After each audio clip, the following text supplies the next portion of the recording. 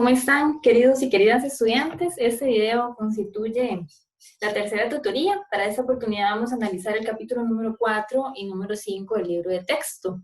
Como en otras oportunidades, les he preparado una presentación en PowerPoint con el objetivo de que también les sirva de guía cuando comienzan a estudiar. Entonces, les voy a compartir la pantalla para que tengan acceso al material y poder así ir desarrollando la explicación de los capítulos. Bueno, para esta oportunidad, como les digo, la tutoría constituye el cuarto y quinto capítulo. Lo estoy poniendo en modo presentación. Okay. El capítulo número 4 tiene que ver con la agenda internacional sobre la violencia y la prevención del delito. Entonces, el objetivo de este capítulo es básicamente conocer esa agenda internacional sobre el actuar, ¿verdad? Y el tratamiento, así como las acciones preventivas de la delincuencia por parte de organismos bilaterales, multilaterales, también de órganos gubernamentales y también, y muy importante, de organizaciones no gubernamentales o conocidas como ONGs. Bueno, igual que los otros capítulos, este comienza dando como algunas pinceladas un poco históricas y también que son importantes, elementos importantes para que ustedes puedan contextualizar la materia, ¿verdad? Y saber de que la delincuencia como un fenómeno social, pues se da dentro de un contexto determinado que también va a influir muchísimo en las formas del delito, así como en las formas de criminalización, también en las formas o en la creación más bien de políticas públicas de prevención del mismo. Entonces, bueno, el ajedrez geopolítico, ¿sí? Generalmente todo sucede por algo y efectivamente en el mundo social y en el mundo político y económico, pues efectivamente también hay actores hegemónicos, actores internacionales que van a tener muchísimo peso en el diseño de las políticas públicas, en el diseño de la prevención del delito y también en el delito como tal, ¿cierto? Entonces, un poco la introducción de este capítulo es que ustedes tengan eso muy claro. Algunas cosas importantes a nivel histórico que sirven para contextualizar, bueno, el declive económico del poder político militar hegemónico, ¿verdad? De la gran potencia mundial que bueno, es la economía estadounidense. Colateralmente, el ascenso, ¿verdad?, de un estado superpoderoso también como es el estado chino.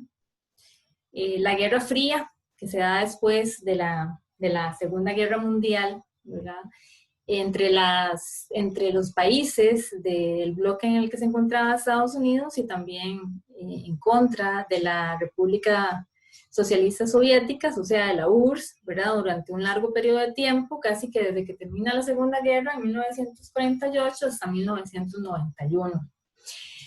Otras cuestiones indispensables para entender el capítulo, bueno, la hegemonía, ¿verdad?, estadounidense por medio de las Fuerzas Armadas, sobre todo en tres regiones fundamentales, Asia Oriental, Europa, por medio de la OTAN, y el Medio Oriente. Como ustedes sabrán, ¿verdad?, para nadie es un secreto, las noticias lo dan a cada rato, Estados Unidos ha invadido infinidad de veces muchísimos países, sobre todo colocados en esas regiones que les comento, y también, bueno, también en América Latina en otros momentos de la historia, ¿no? El rápido ascenso también en el escenario político de un estado que se teje como un estado muy poderoso también, que es el ruso, ¿no? Bajo la tutela de Vladimir Putin.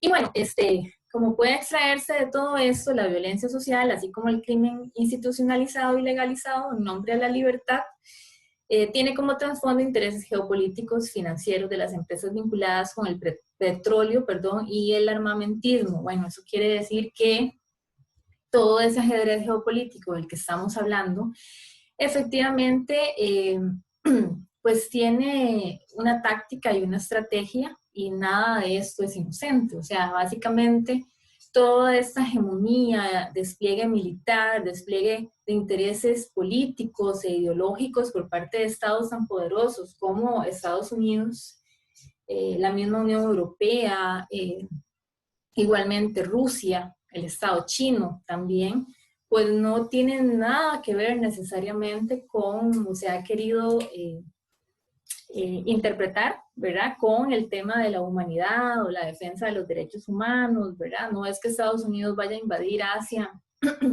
o Medio Oriente porque le parece que debería de instaurar ahí la democracia, ¿no? Sino que ese es más o menos el discurso, pero en realidad hay intereses económicos de por medio, ¿verdad? Como vemos el petróleo, como vemos el armamentismo y demás. Entonces hay un montón de delitos, un montón de conflictos político-económicos y sociales que tienen que ver con esa situación, ¿no? Y así es como se teje todo ese ajedrez geopolítico. Hay muchísima influencia también por parte de la asistencia financiera.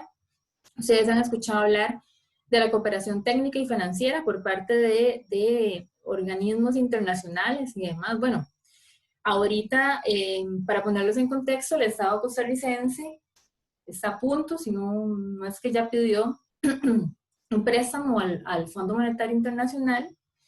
Generalmente cada vez que se pide un préstamo, entonces ese organismo financiero, o ya sea el Banco Mundial o demás, o cualquier otro organismo financiero, nos va a poner a nosotros o a cualquier otro país que lo solicite ciertos requisitos a cumplir, ¿no?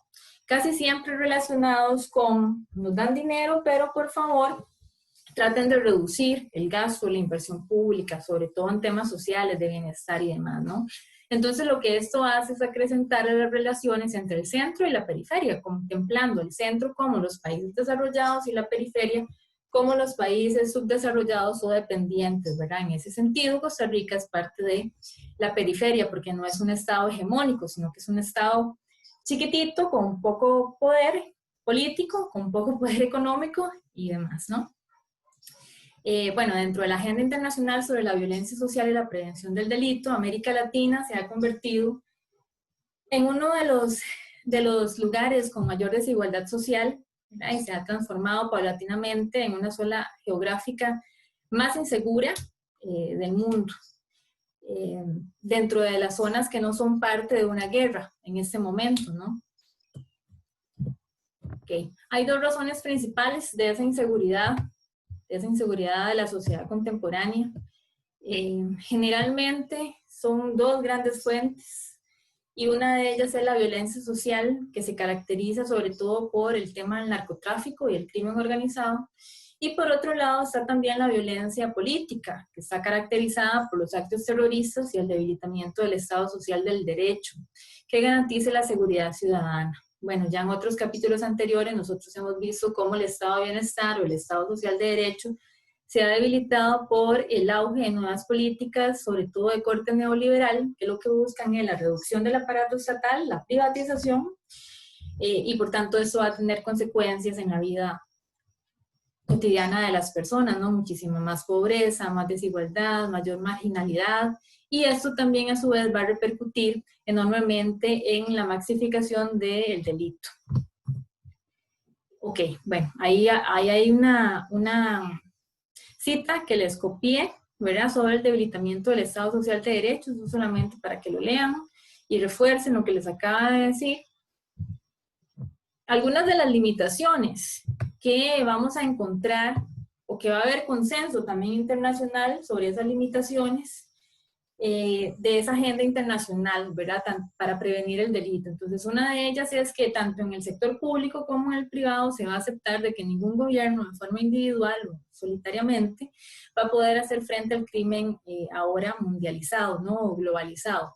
Por ejemplo, el narcotráfico, que efectivamente pues no pasa únicamente en un solo país, sino que transgrede todas las fronteras y por tanto tiene que haber cooperación internacional, tiene que haber diplomacia, tiene que haber negociación entre los diferentes estados y demás. Bueno, también la agenda internacional reconoce limitaciones e insuficiencias del modelo policía, ley, prisión, ¿no? Concretado en políticas represivas o punitivas ensayadas por los gobiernos. Esto porque ya lo hemos comentado en otras oportunidades, ¿verdad? Esto porque las leyes no necesariamente son justas, ¿verdad? Como tal, y la prisión no constituye para nada un centro donde realmente se vaya a dar una rehabilitación de las personas, para una resocialización, por ejemplo, para que se inserten de una forma mejor a la sociedad, sino que básicamente es el tema represivo de excluirles, aislarles, apartarles, y luego, cuando cumplen la condena, vuelven a salir a la sociedad, incluso peor que como entraron, ¿no? Porque ya no pueden conseguir trabajo, tuvieron que aprender nuevas técnicas de sobrevivencia dentro de la prisión que necesariamente van a ser violentas, etcétera. Bueno, un montón de cosas, ¿verdad?, que van a suscitar y que les va a imposibilitar una reinserción positiva, ¿verdad?, o realista a la sociedad. También la falta de credibilidad de la ciudadanía con respecto al sistema de justicia y de seguridad pública. Ustedes, no sé si han hecho el ejercicio, bueno, ustedes también que muchos ejercen como policías, ¿no? Si en su labor han hecho el ejercicio de escuchar comentarios de algunas personas de las comunidades donde se nos dice que de pronto la policía no cumple el papel que debe cumplir, ¿verdad?, que el sistema de justicia condena a los más débiles, pero no hacia los más fuertes. Bueno, casi que cualquier cosa se puede hacer porque en todo caso la ley de acá no sirve para nada. En términos populares, ¿no?, lo que uno escucha en la calle básicamente es eso. Entonces hay muchísima desconfianza y eso también pues va a repercutir como una amenaza en la misma comunidad, ¿verdad? Porque si la policía no es vista como amiga, o sea, no es vista como un ente que viene a proteger a la ciudadanía, sino que muchas veces más bien es visto como un agente de cuidado, al que hay que tenerle cuidado porque nos viene a reprimir, ¿verdad?, porque nos viene a quitar la libertad, etcétera, etcétera. Entonces va a haber un problema porque eso va a hacer que se oculten delitos importantes. ¿Okay? Vamos a ver ahora los objetivos de las políticas de participación ciudadana, porque básicamente lo que nosotros queremos hacer es fortalecer, ¿verdad?, esa participación ciudadana para que se recupere pues toda esa confianza en los organismos policiales. Uno de ellos, el primero, va a ser mejorar la deteriorada relación entre la comunidad y la policía, lo que estábamos hablando, ¿verdad?, con la esperanza de consolidar un lazo de trabajo común desde la comunidad donde se participa en la prevención de la criminalidad y también que se respalde el accionar de la policía. El segundo sería fortalecer las redes sociales existentes bajo la presunción que esto permitirá el desarrollo y la consolidación del capital social local que a su vez contribuirá a prevenir la violencia. Y como tercero, consolidar la prevención local del delito sobre la base de que tipos y modalidades de la violencia son diferentes en cada localidad, ¿cierto? Hay particularidades diferentes en cada una de las comunidades, no es lo mismo. Vamos a ver, tratar de prevenir el delito en zonas que ya de por sí están marginadas o estigmatizadas socialmente, donde el mismo Estado ha desarrollado un proceso de criminalización de la pobreza. Por ejemplo, en los barrios del sur, ¿verdad?, no es lo mismo que desarrollar un programa de prevención del delito o de la criminalidad en lugares, que son reconocidos como, vamos a ver, donde son reconocidos como que los delincuentes no necesariamente pasan por la marginalidad, sino que más bien son de cuello blanco, ¿verdad? Como tiene que ver con la clase política y los lugares donde estos viven y demás. No estoy diciendo que toda la clase política vaya a delinquir, ¿verdad?, sino que la sociedad está segregada, está segmentada espacialmente, geográficamente, y eso va a influir muchísimo en las políticas de prevención del delito y demás, ¿sí? Van a haber estereotipos también, además, ¿verdad? O sea, de pronto hay gente que se va a sentir muchísimo más cuidada o con muchísima más seguridad ciudadana viviendo en Escazú o en Romoser que viviendo en Paz o en La Abuelita, ¿verdad? Esos son temas importantes. Bueno, como parte de ese consenso internacional del que estábamos hablando con respecto a todas las debilidades y demás, también está esta. Dice, el control del delito no es visto como una tarea única y exclusiva de los policías, sino que es asumido por distintas instituciones públicas, organizaciones no gubernamentales, o sea, las ONGs, y también las organizaciones comunitarias. Por consiguiente, la responsabilidad para la prevención y control del crimen se ha ampliado, pues incluye no solo a la esfera gubernamental, sino que se extiende a los ciudadanos y a instituciones de la salud, educacionales y sociales. Bueno, ahí estamos viendo que el tratamiento del delito y la prevención de va a ser un tema que va a comenzar a englobar a todo el mundo, ¿verdad? Un poco antes solamente estaba dirigido efectivamente a la policía. Y luego de esto el peso, obviamente, ¿verdad? Como patrono al Estado, que se supone que es el encargado de administrar toda la seguridad social y la seguridad ciudadana, también la seguridad humana, ¿no? Pero ahora se está tratando de incorporar a la ciudadanía como parte de, o sea, ustedes lo han visto también en sus propios trabajos, como hay redes de comunidad comunitaria, perdón, de seguridad comunitaria, ¿verdad? Incluso organizados por medio de grupos de apoyo, también se comparten información por redes sociales, hacen turnos de vigilancia, etc. Hay algunos paradigmas en la cooperación internacional en el tratamiento de la delincuencia. Vamos a ver algunos de estos. Vamos a ver cómo estos discursos o esos paradigmas están necesariamente atravesados por discursos ideológicos, ¿verdad? Y también, pues, políticos, ¿no? Entonces, bueno, hay un discurso oficial dominante que concibe esa seguridad pública. Dice que nace como respuesta a la inseguridad ciudadana causada por la delincuencia. En otros términos, no existiría violencia ni inseguridad si se extirpa el crimen de la sociedad. Bueno, pero si se quiere esto de esta manera, necesariamente se tiene que lograr por medio del orden social, ¿no? Y este orden social, pues solamente puede resguardarse, conservarse mediante el control, ya sea penal o policial. Entonces, volvemos a la teoría del control social, ¿no? Como un mecanismo para la prevención de la violencia.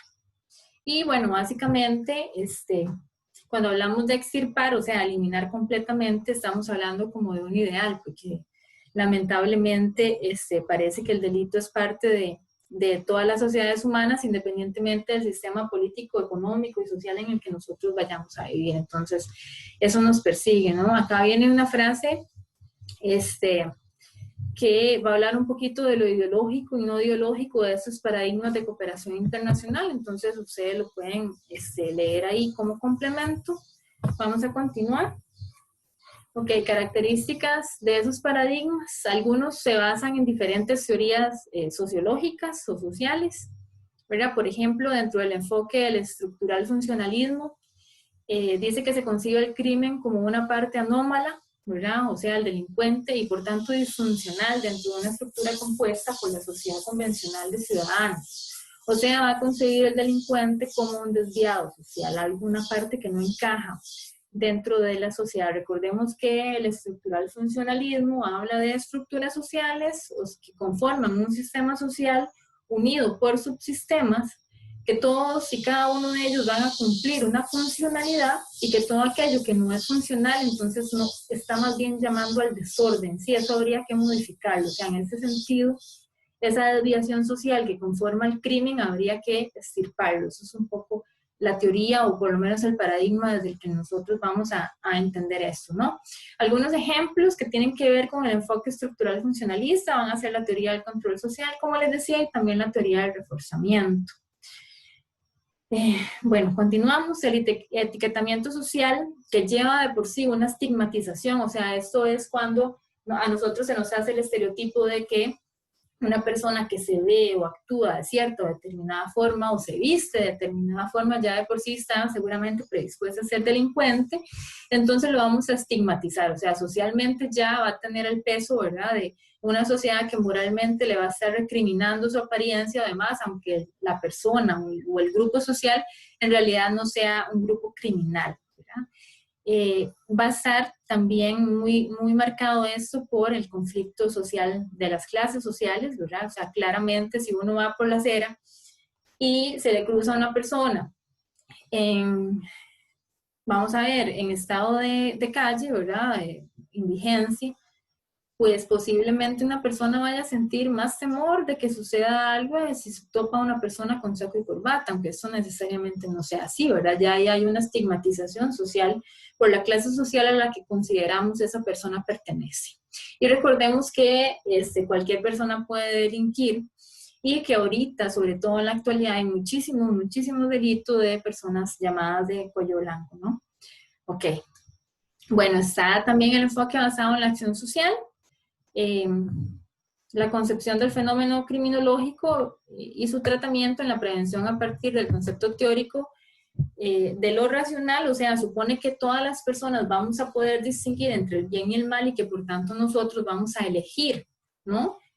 Actuar bien. Y que si delinquimos es porque escogimos de forma racional la otra opción, ¿no? Entonces ahí los ejemplos van a ser la teoría de la elección racional. Y bueno, esa acción social se basa muchísimo en la teoría de Max Weber, uno de los clásicos de la sociología. Y lo que él nos va a aportar es que, bueno, el orden social, dentro de esta teoría de la acción social, se va o va a conformar más bien la parte racional y que la delincuencia, por tanto, va a ser la parte irracional de. Esos todos son paradigmas, no necesariamente uno tiene que estar de acuerdo con uno o de acuerdo con el otro, puede estar en desacuerdo con todos o puede tomar partes de los que a uno le parezcan mejor y demás, ¿verdad? Hay muchísimos enfoques, la idea es que ustedes tengan acceso a todos y cada uno de ellos como parte de su formación, ¿no? Bueno, el enfoque de la conformidad, que puede contextualizarse desde la teoría de la anomia. Esta teoría es expuesta también por un sociólogo que fue clásico o es clásico de la sociología, que se llama Emilio Durkheim. También fue aplicada años después por Robert Merton o la escuela de Chicago, ¿verdad? En Estados Unidos. Y bueno, la anomia básicamente lo que hace es, según Durkheim, es constituir un estado social caracterizado por el rompimiento general de todas las normas sociales, constituyendo un nivel de descontrol o desorden estructural, ¿ok? La anomia es la ruptura con las normas. Sí, para Merton, por su lado, la anomia es un estado social asumido por ciertos grupos con respecto a las metas sociales establecidas por la sociedad en su conjunto. O sea, esa anomia es no solamente romper con las normas, sino ir en contra de estas, ¿verdad? O sea, no rompo con las normas solamente por desconocimiento de las mismas, sino que rompo con estas para llevar la contraria, ¿verdad? Porque simplemente no estoy de acuerdo con eso. Entonces, eso conlleva el desorden social y por tanto también pues va a conllevar a delinquir. Digamos que no cuando hablamos de delinquir no vamos a verlo como un tema moral, ¿verdad? O sea, socialmente la norma social está establecida mediante leyes, incluso normas morales, que no necesariamente son correctas, ¿verdad? O sea, hay muchas veces el hecho de que una persona cometa un delito, pues lo cometió porque estaba estipulado en la ley, pero esa ley de por sí puede ser una ley ingrata, ¿verdad? Eso es un tema de debate que siempre vamos a tener presente, por lo menos en este curso.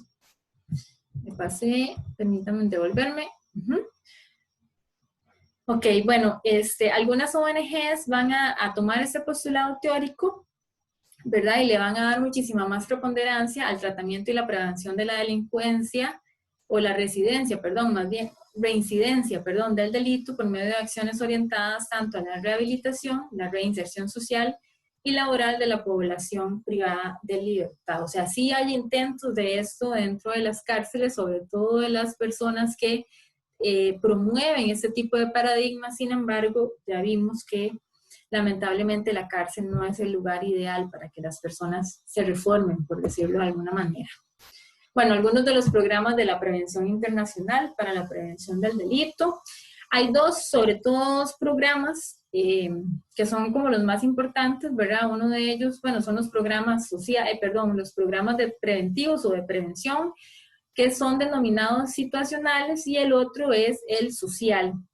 Entonces, el programa situacional lo que hace es que se visualizaba, sobre todo dentro de la urbe, ¿verdad? Que fue primordialmente donde se comienzan a dar los actos delictivos más grandes de la historia, ¿no? Entonces, nos posicionamos dentro de una estructura comunitaria, dentro de un barrio, dentro de una comunidad y demás, que seguramente es marginal, que seguramente es desigual, que seguramente de forma potencial está predispuesta a una aceleración del delito, y entonces yo voy a intentar hacerlo más seguro.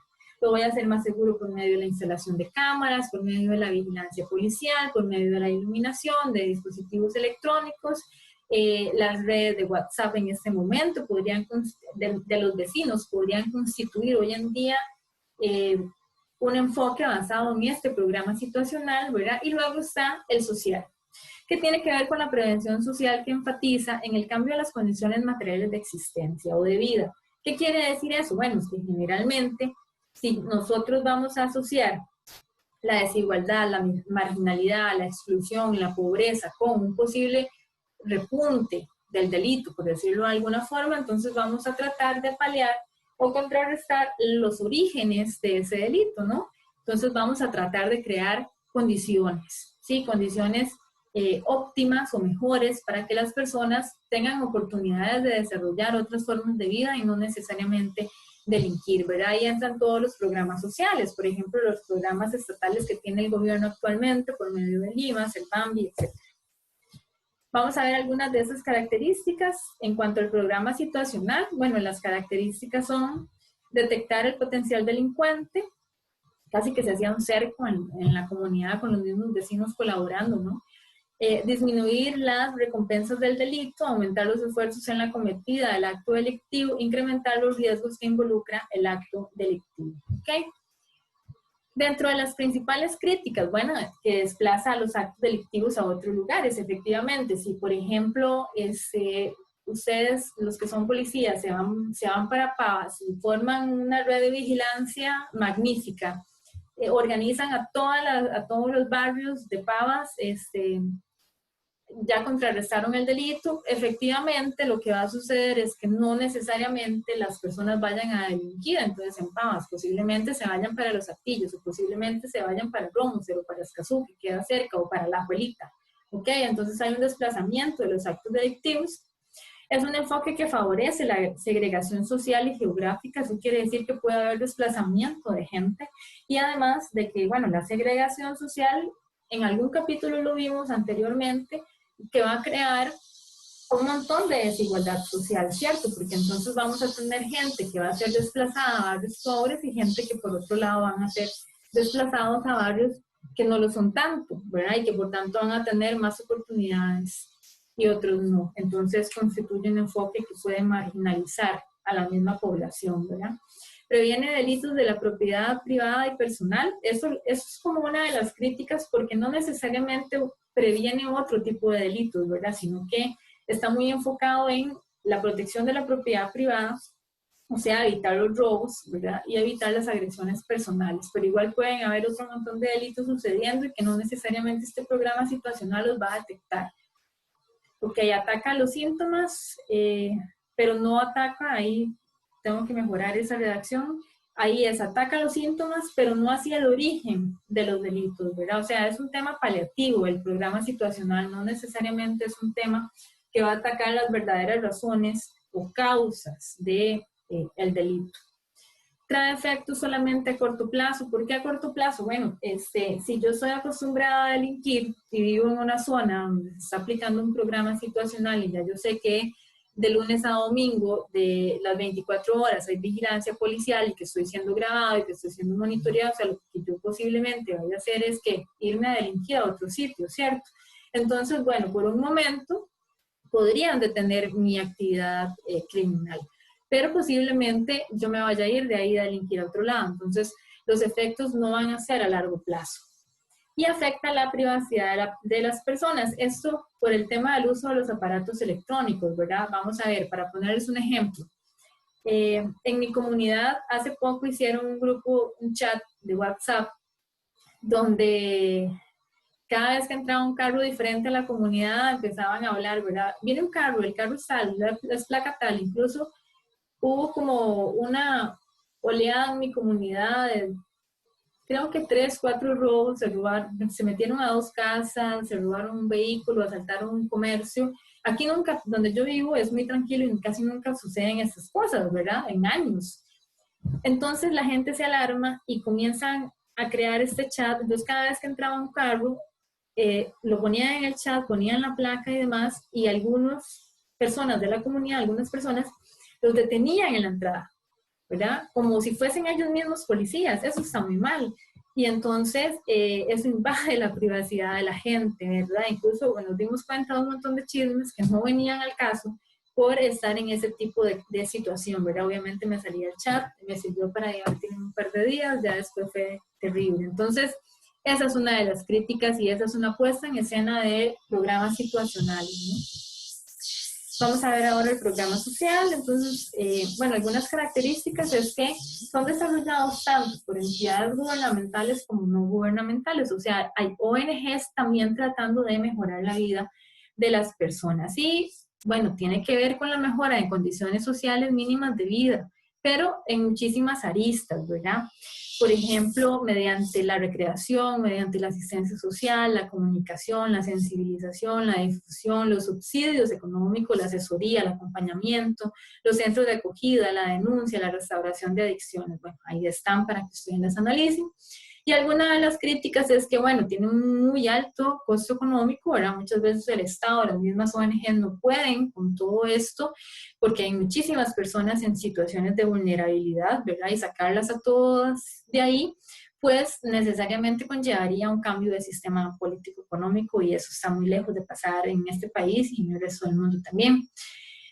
Tiene resultados a mediano y largo plazo, sin embargo los resultados no son tan inmediatos y también hay una dificultad de verificación, ¿verdad? Por ejemplo, yo llego a una comunidad y mejoro el nivel de vida, dándoles agua, servicios básicos, ¿verdad? Electricidad, telefonía, acceso a la alimentación y demás, pero no necesariamente yo luego voy a poder medir cómo toda esta mejoría en las condiciones de vida va a significar una baja en la delincuencia. Sí, cuesta muchísimo estadísticamente poder hacerse un panorama de esto.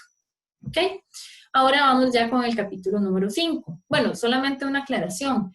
Eso es una tutoría, ¿verdad? Entonces, la materia que vimos anteriormente es del capítulo 4, pero de forma muy resumida y los elementos más importantes. Hay otra materia ahí que igual es importante. Entonces, es necesario que hagan la lectura y que puedan profundizar en otros temas que no necesariamente vamos a contemplar en este video, aunque sí traté de exponer lo más importante. Bueno, ahora sí, con el capítulo número 5. Entonces, me habla sobre el estado de situación de la criminalidad en el país y la evaluación de la política social pública para la prevención del delito. Aquí tengo que arreglar esa redacción también antes de subirle la diapositiva al entorno. Entonces, lo que busca este capítulo es que podamos ahondar sobre la prevención política y social de la violencia y el delito en nuestro país, esta vez a partir del análisis de un estado de la situación, ¿no? Y de la situación de nuevos fenómenos delictivos. Este es un capítulo donde es muy estadístico, donde vienen muchos datos, muchos porcentajes, muchos números absolutos, que fueron seleccionados de diferentes informes del Estado de la Nación y demás. Entonces es importante que ustedes lo vean, ¿verdad? Para que sepan más o menos cuáles son los delitos más importantes últimamente.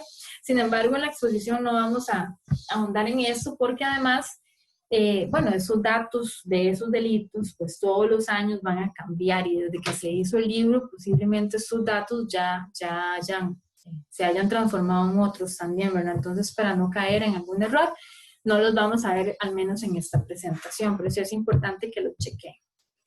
Entonces, vamos a hacer primero algunas aclaraciones epistemológicas sobre el concepto de seguridad humana y el concepto de delincuencia. Entonces, lo que ustedes tienen que tener muy claro acá es que la inseguridad ciudadana no es necesariamente sinónimo de delincuencia y menos de violencia social, por cuanto esta, como condición estructural, las integra a las dos, ¿ok? La inseguridad ciudadana va a integrar tanto la violencia social, ¿verdad?, como la delincuencia, ¿ok?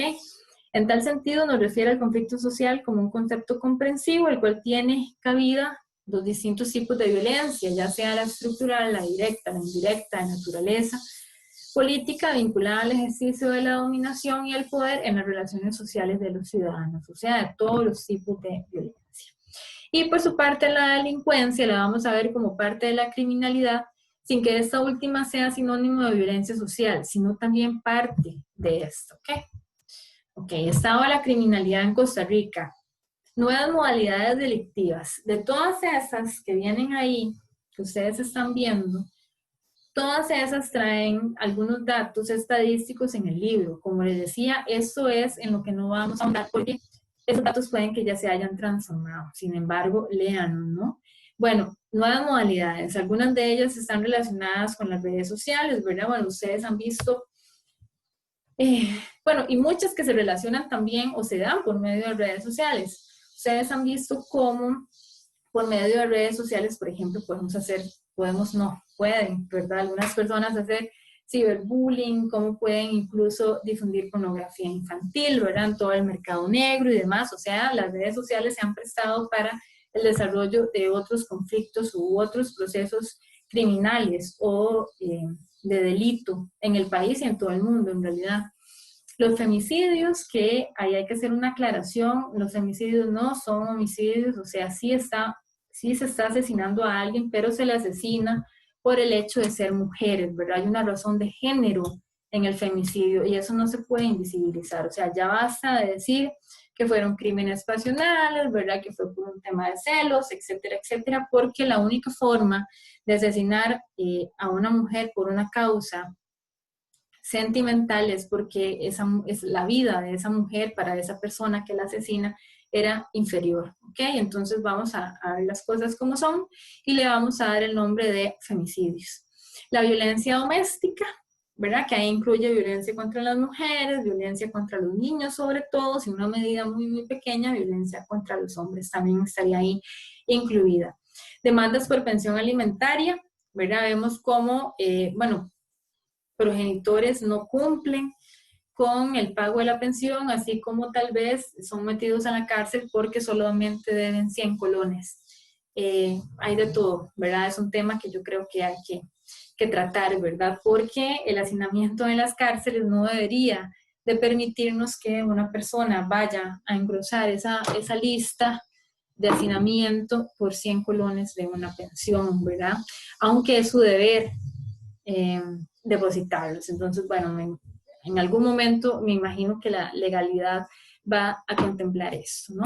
Los homicidios, los suicidios, los suicidios y homicidios, son actos sumamente violentos, muy ligados con el tema de las drogas, con el tema de rencillas, con el tema, de redes de narcotráfico, de trata de personas, sobre todo, o sea, son delitos que muchas veces son consecuencia de otros delitos anteriores, ¿ok?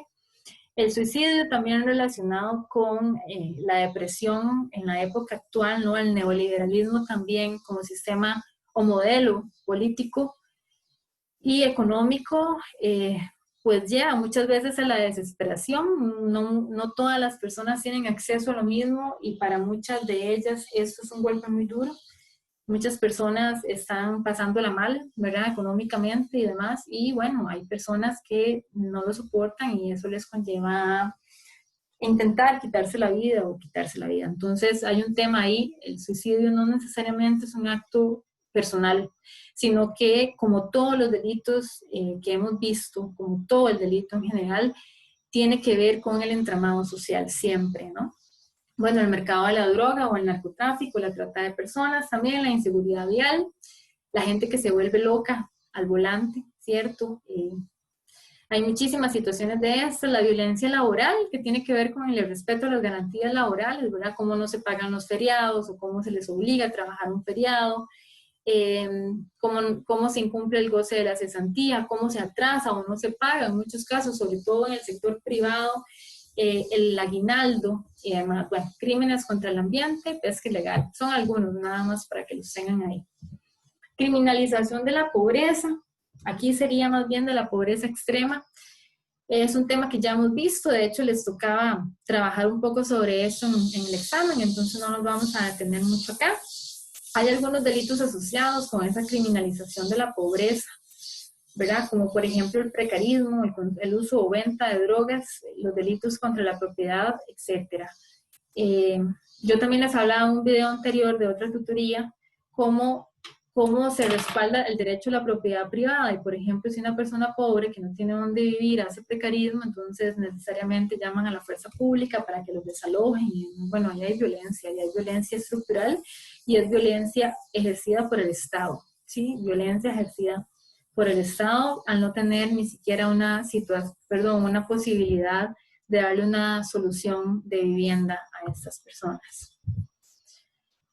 La percepción sobre el rol de la administración de la justicia, volvemos a un tema importantísimo, creo que eso va a ser importante para el otro examen, ¿no? Cómo la ciudadanía no solamente vamos a ver, tiene desconfianza en la misma policía o en el mismo proceso judicial, sino como también ese sentimiento de inseguridad ciudadana los ha llevado a una preocupación tal que ha dado cabida a lo que conocemos como judicialización de la justicia.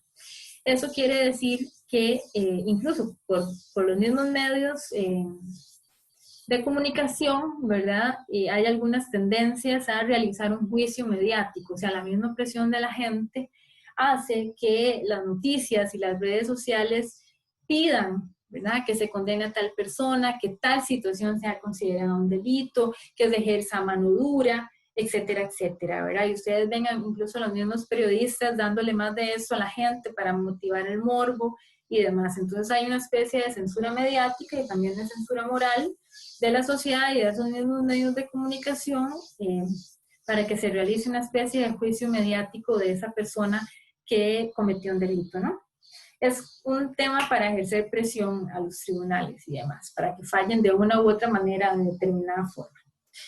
Y bueno, una cobertura más frecuente y diversa en contraste con años anteriores de los hechos en los que se ha visto involucrado el Poder Judicial cuando hay demandas colectivas dirigidas a él. Eso es todo un tema, ¿verdad? El Poder Judicial en los últimos años, después del tema del cementazo, no sé si se acuerdan, bueno, que no se ha vuelto a escuchar mucho de eso, pero que hubo gente, bueno, por ahí, que al parecer no tomó las medidas del caso como tal. Entonces, bueno, eso es un tema. Hubo como alguna pérdida también de confianza por parte de la ciudadanía en el sistema judicial costarricense hace unos 2 o 3 años, sobre todo. Hay que ver qué tanto se ha recobrado. Requisitos para una política social preventiva, eso también es importante, es interesante, y con eso ya vamos a finalizar también la tutoría.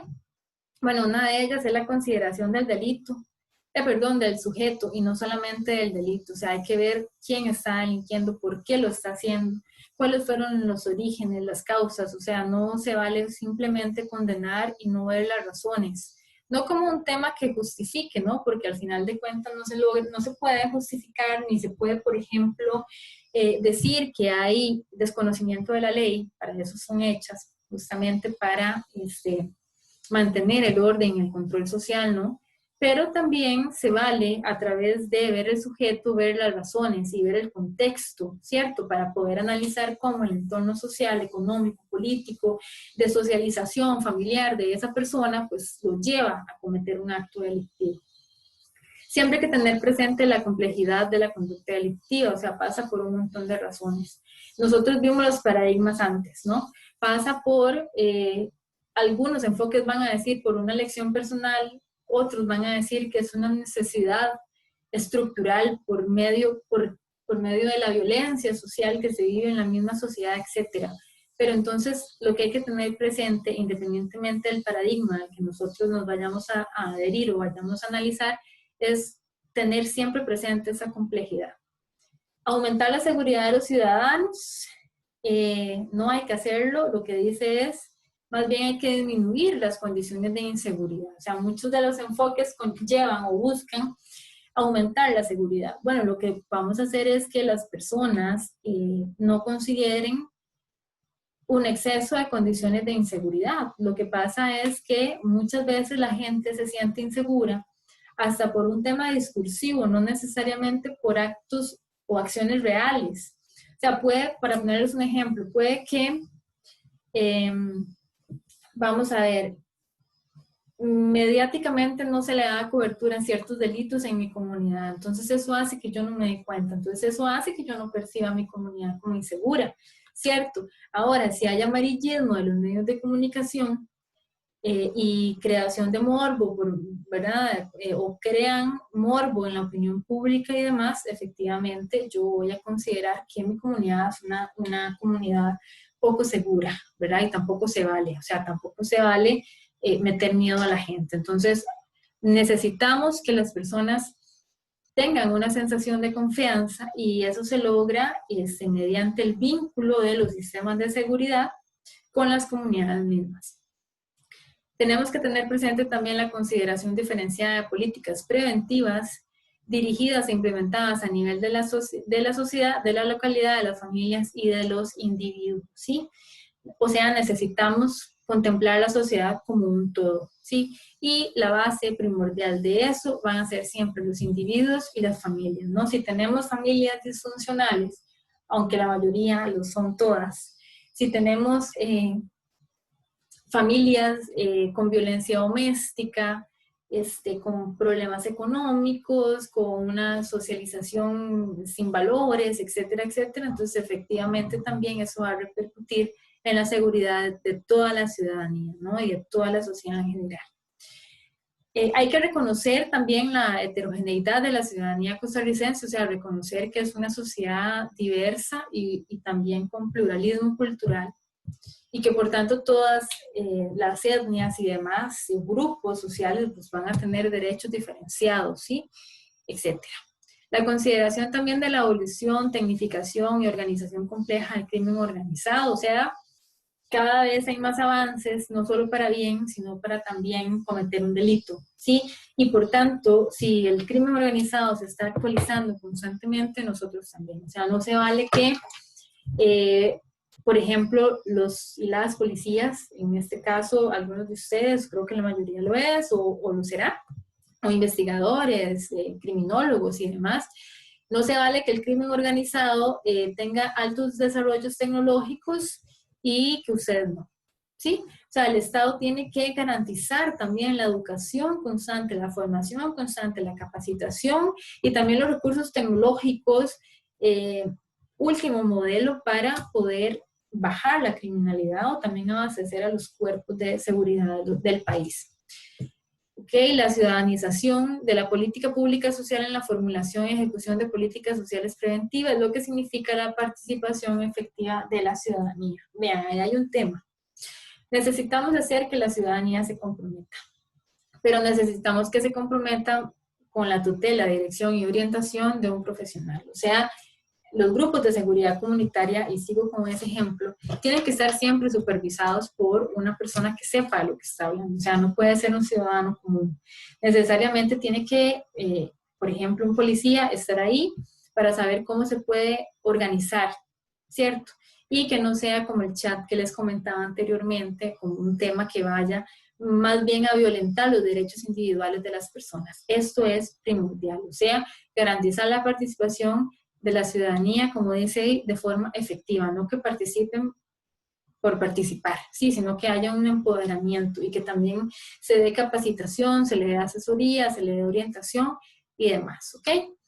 Necesitamos también comenzar a dar un tratamiento diferenciado en las siguientes áreas. Violencia social, en la que se destaca el crimen organizado. El sicariato por un lado, el homicidio, el femicidio y el suicidio, todas son cosas diferentes, ¿ok? Entonces hay que buscar las razones de eso. Por eso les hacía antes la aclaración entre un homicidio y un femicidio. O sea, no son las mismas razones. Y lo que nosotros ocupamos para detener el crimen, o por lo menos disminuirlo, es atacar las causas de eso. Entonces, si entendemos esos fenómenos como cosas diferentes y complejas de forma diversa y diferenciada, vamos a poder de pronto crear políticas públicas dirigidas a la atención, no solamente atención, sino también a la prevención de ese tipo de delitos, ¿ok? Y se necesita, por último, unificar esfuerzos entre los organismos gubernamentales, o sea, todas las entidades estatales y también las organizaciones no gubernamentales, para la construcción y consolidación de sistemas de formación, de monitoreo de la delincuencia y de la violencia social, e indicadores también para su prevención. Bueno, y esto básicamente sería la tutoría. Vimos el capítulo 4 y el capítulo 5, espero que les sea de utilidad. Y que, bueno, y que tengan el material por ahí siempre disponible para que puedan chequearlo. Yo les recomiendo, como siempre, que no vean el video sin antes hacer la lectura de los capítulos, léanlo, por si tienen alguna duda, de pronto luego el video se los aclara, ¿sí? Y luego lean las diapositivas como una especie de resumen, solamente de resumen, no como el insumo total, para que cuando llegue el momento del examen estén preparados y preparadas, ¿ok? Listo, entonces, bueno, eso sería. Les voy a subir el video en el entorno, en el transcurso del lunes. para que lo puedan visualizar. Igual la presentación en PowerPoint. Entonces, bueno, nos vemos y que estén muy bien. Hasta el próximo video.